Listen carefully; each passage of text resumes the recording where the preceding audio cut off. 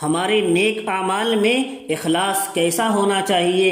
امام ابو داؤد رحمہ اللہ، جن کی کتاب سنن ابی داؤد حدیث شریف کے اندر پڑھائی جاتی ہے، سیاہ ستہ میں سے ہے، اور عالم کو آخری سال میں پڑھائی جاتی، یہ اپنے وقت کے بڑے محدث گزرے ہیں۔ ایک مرتبہ وہ ایک کشتی کا سفر کر رہے تھے، ان کے سامنے سے ایک اور کشتی آ رہی تھی۔ ان کو سفر کے دوران اس وقت چھینک آئی جب سامنے سے آنے والی کشتی بالکل قریب۔ جس بندے کو چھینک آئے تو شریعت کا حکم یہ ہے کہ اسے چاہیے کہ وہ الحمدللہ کہے، اور الحمدللہ کے الفاظ سننے والے کو چاہیے کہ اس کو جواب میں یرحمک اللہ کہے۔ اس کے بعد چھینکنے والا آدمی اس کے جواب میں یہدیکم اللہ کہے۔ چنانچہ انہوں نے چھینک آنے پر الحمدللہ کہا۔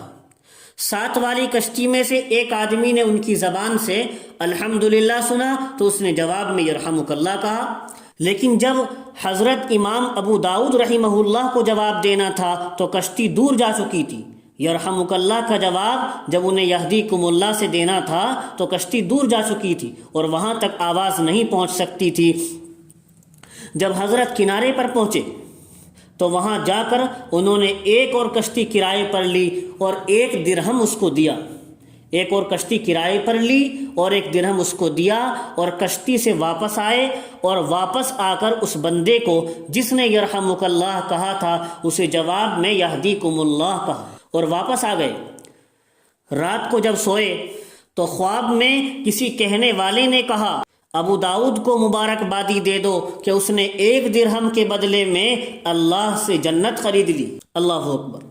محدثین اللہ کی رضا کے لیے یوں اخلاص کے ساتھ عمل کرتے تھے، اس وجہ سے آج ان کا فیض جاری ہے۔ آج دنیا ان کی کتابیں پڑھ رہی ہے اور اپنی زندگی شریعت کے مطابق گزار رہی ہے، اور وہ حضرات اپنی قبروں کے اندر اس کا اجر و ثواب پا رہے ہیں۔ تو اخلاص والے بندے کی محنت چھوٹی اور اسے اجرت موٹی ملتی ہے۔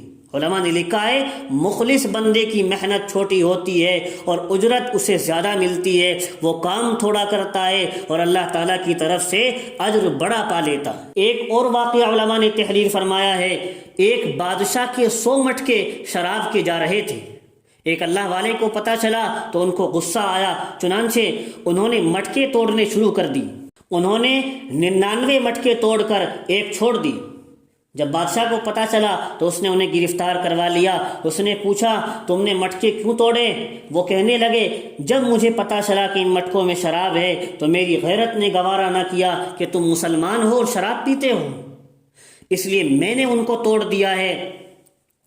اس نے کہا، اچھا 99 مٹکوں میں تو غیرت کام آئی، لیکن 100ویں مٹکے میں جو 100 نمبر کا مٹکا تھا اس میں غیرت کیوں نہ کام آئی؟ اس میں تمہیں غیرت کیوں نہ آئی؟